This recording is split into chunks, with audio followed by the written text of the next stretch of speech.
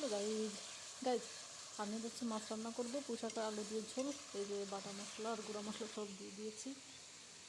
এই যে টাটকা পুঁইশাক, দেখেন কি সতেজ মনে হচ্ছে। আর এই যে মাছ ভাজি এটা রেখে দিয়েছি, এটা দিয়ে হচ্ছে রান্না করব।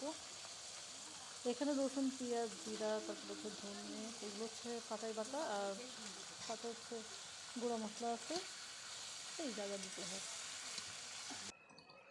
এবার তরকারিটা হচ্ছে দিয়ে দিচ্ছি, এটা দিয়ে একটু কষিয়ে নিই ভালোভাবে।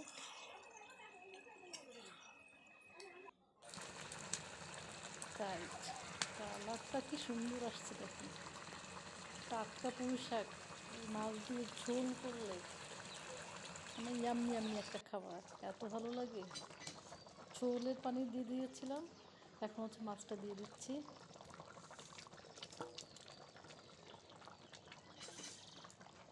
চুলার পর অনেক সময় এখনও থাকবে, ঝোলটা কমে যাবে।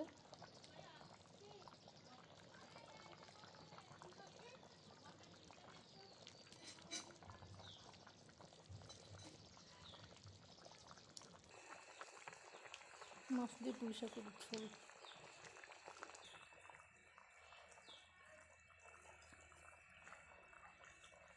এই যে গাইস, তরকারি রেডি।